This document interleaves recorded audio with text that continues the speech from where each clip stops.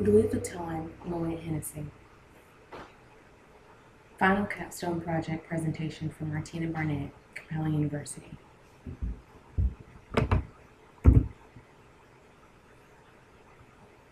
This capstone project analyzes how Louis Vuitton Moet Hennessy, also known as LVMH, transformed from a small family-owned French brand to the world's largest and most profitable luxury retailer. This project will delve into the company's history and organizational structure, seeking to reveal how corporate leadership has maintained the balance between preserving heritage while fostering innovation. Founded in 1854 and incorporated in 1987, Louis Vuitton is currently the world's largest luxury goods conglomerate, fostering and the home of some of the most profitable and highly visible brands in the world.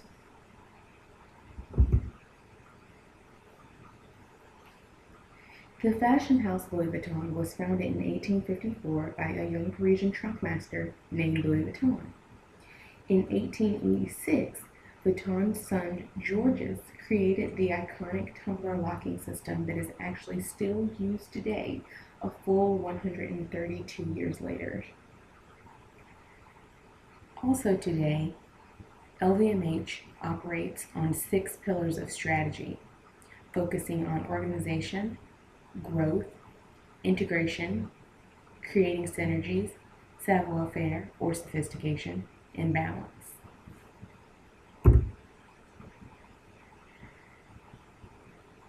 Louis Vuitton is comprised of 6 different sectors, which they call houses, which includes wine and spirits, perfumes and cosmetics, fashion and leather goods, watches and jewelry, selective retailing, and other activities. There are over 145,000 employees worldwide and 70 brands within those 6 exclusive houses.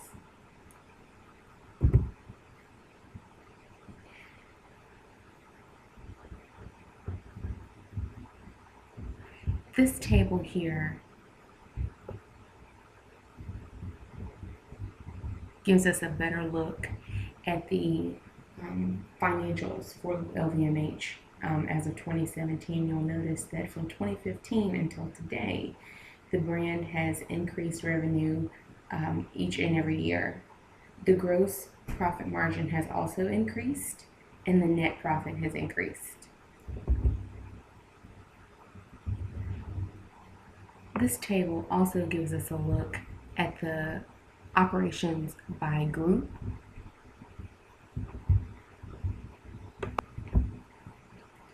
You'll notice that the fashion and leather goods sector has been the most profitable for the last several years. And do keep in mind that all of these numbers are in euros because these were taken straight from the Louis Vuitton website. However, even when converted into dollars, the numbers are still very impressive.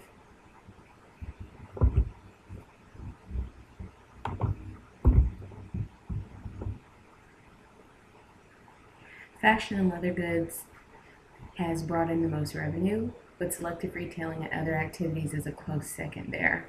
And selective retailing includes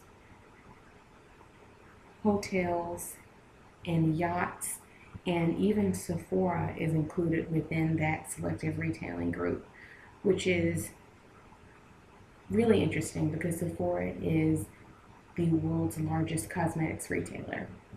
Watches and jewelry includes Tag Heuer, Celine, Christian Dior. Wine and spirits is including Moet, Hennessy, Dom Perignon. Perfumes and cosmetics is including Guerlain fragrances and fragrances that you would find within Sephora. So these groups are very harmonious.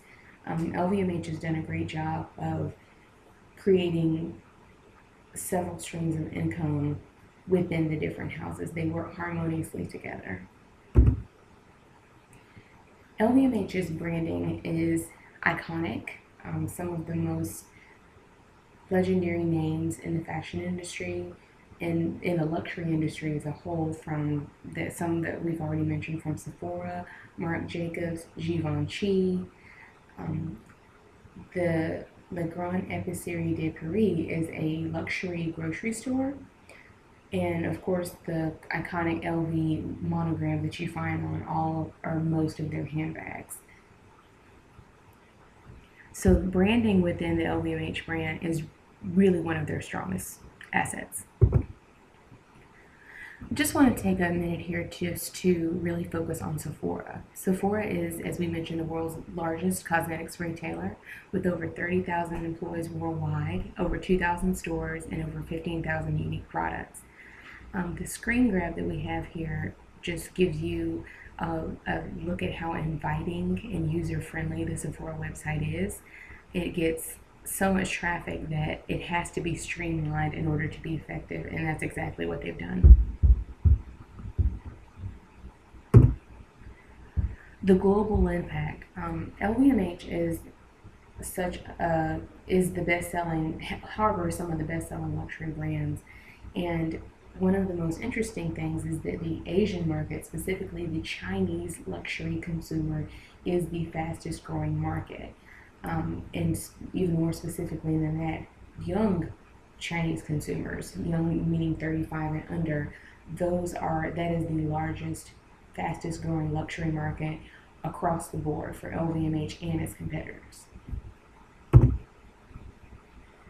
LVMH's financial strategy primarily consists of having extremely profitable subsidiaries, which are the brands. The power of association is huge because you see Louis Vuitton on the arms and on the shoulders of celebrities, wealthy business people, A-listers on the red carpet. You see it quite often that the strategic placement there, you see these models and these glamorous celebrities wearing and advertising Louis Vuitton products, that in essence becomes free advertising for the brand. In 2018, LVMH launched a new e-commerce site which features not only all of their brands and all of their products, their fashion luxury good products in one place, but it also features competitors' brands as well, such as Chanel and Gucci, which is absolutely genius because they know that their customers are coming to shop for their products, so why not put their competitors' products there too and get some kickback from that as well. The marketing strategy, as we mentioned, the target market for Louis Vuitton are people with discretionary income, people for whom money is not an issue, people that they want beautiful things, they want opulence, they want luxury, and they want the best of everything.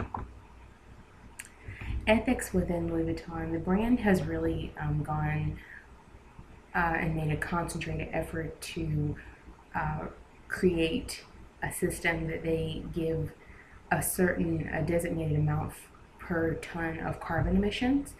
They have actively pursued legal action against entities that have counterfeited their goods, because unfortunately Louis Vuitton is the world's most commonly counterfeited brand. They have also taken efforts to ensure that their sourcing is ethical and it is transparent in terms of where their products are coming from, how the animals are treated that are used to source.